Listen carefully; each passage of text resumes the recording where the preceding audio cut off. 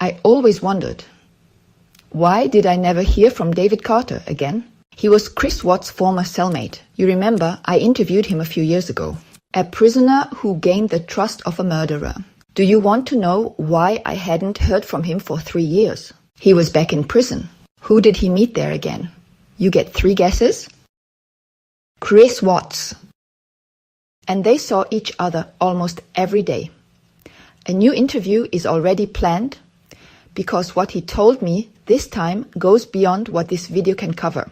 But first, some of the most intense experiences. At the end of the video, I'll play some information from David's original voice message.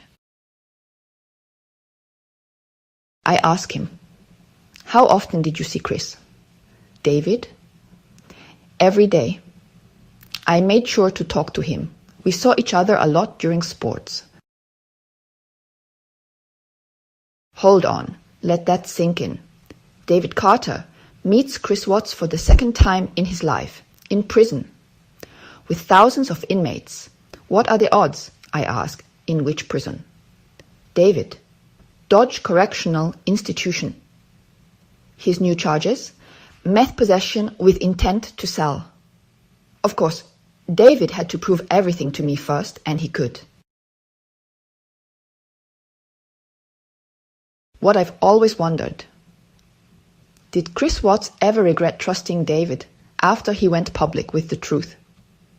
David. He wasn't mad. We talked. I keep asking. Did he say anything about Nicole Kessinger again? David.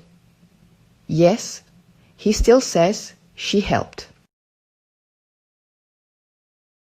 Back to the very first encounter. David says in his voice message, David, I was in prison when Chris came from Colorado. He was on TV. The news was on in the day room. Someone said, he's coming to our station soon. We immediately switched channels. Then Marcus Johnson pointed at Chris and said, he'll be right there. MJ later ended up in a cell with Chris for a while. He had dipped his stepson in boiling water and killed him. David, I told him during sports, I just want to say I'm sorry for what you're going through. Chris replied, thanks, it's been tough. I'm battling a lot of demons. How does one become a confidant of a family murderer? David, I believe he trusted me because we talked about the Bible.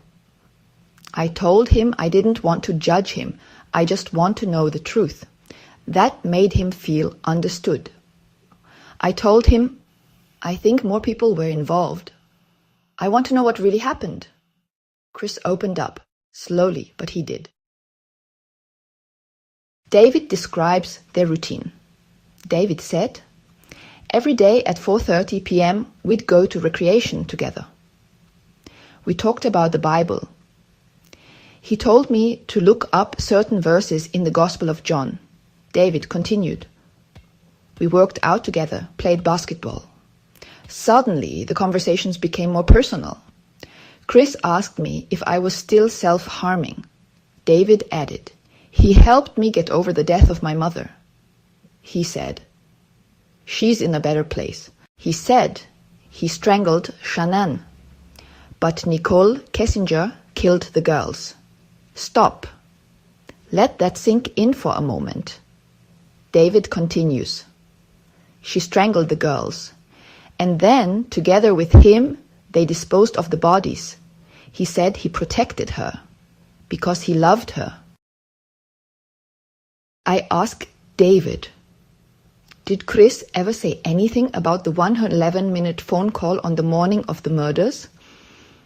David replies, he said Nicole was supposed to make sure everything was taken care of, that nothing went wrong.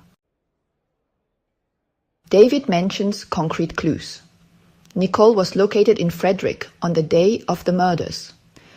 There was no reason for her to be there. Then a name comes into play. Dylan Tallman, another inmate, received the same information from Chris as David. a second witness. David describes Chris's first days in Dodge. Initially, everyone avoided him. But Dodge has many child murderers. It was nothing new. Even the guards were initially harsher with him, trying to find reasons to punish him. But eventually, things quieted down. The second reunion, 2023. Chris has changed a lot. Gray hair, more muscular, plays basketball, works in the infirmary. He's on Unit 3 now, no longer has cellmates. Pushes wheelchairs. David describes Chris's daily life in meticulous detail. He wakes up at 6:15 for count. Breakfast, shower, then 12 hours of work. He works in the infirmary every other day.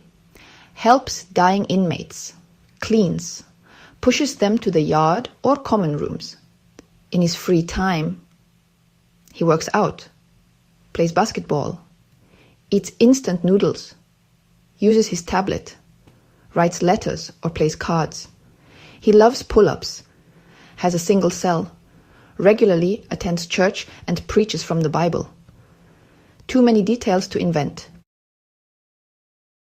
David recounted, "We met regularly in the common room. We read the Bible together. He told me which parts to read. He seemed like a kind person if I hadn't known what he did." What do you think about David Carter? Tell us in the comments below. I ask, did he tell you anything new this time? David replies, the same old story. Nicole was involved. I'd rather serve my time than have her go to prison. 5 years. No change. I ask, do you think Chris shows genuine remorse? David answers carefully. I believe he regrets it. I just don't know if it's real. I believe he wishes he had never been involved. Why did Chris never mention Nicole? Never share the blame? David, I think he did it out of love. He wanted to be with her. He wanted to protect her. After 7 years, he's still holding on to that. I ask, if you could send a message to the world, what would it be? David, I'm not the only one Chris told about Nicole's involvement. Nicole needs to be looked into. And what I'm saying needs to be checked out. I am ready for any lie detector test. I'm not making anything up. Being honest is important to me. What did Chris Watts think about David sharing his secrets? He wasn't mad. He kept talking to him. It's like he knew the truth would come out eventually. David Carter is back with the same story and still willing to be tested. And he has real details that only someone on the inside would know. What he knows is too exact, too normal, too real to be made up. Like waking up at 6:15, 4 head counts a day, 12 hours in the sick bay, instant noodles, playing basketball with really dangerous prisoners, and Bible study in Unit 11. The question isn't anymore, is David Carter lying? The real question is, why has Chris Watts stuck to a story for almost 7 years that doesn't help him at all?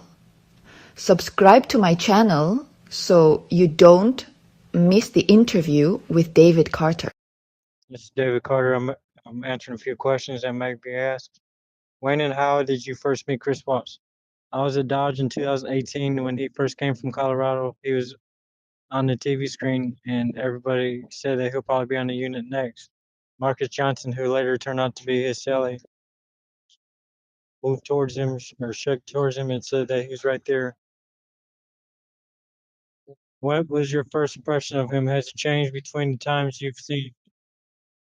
First impression was that this was a baby killer. He doesn't need to be out. He should be spend the rest of his time or the rest of his life behind bars. He has changed his appearance. Uh, he's now golden gray. He's got gray hair. He's getting bigger. He works out. Why do you think he trusted you? I think he trusted me because we talked about the Bible and I told him I couldn't judge him for what he's done. And I just wanted to know the truth and I wanted to help against it.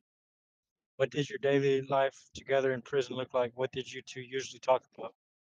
So we would talk about the Bible mostly. I would talk about how I couldn't judge him for what he did, and I wanted to know what was going through his mind. We talked about my mom passing away and how he helped me get through that and said that she was in a better place. Part two: the nights of the crime and secrets. Did Chris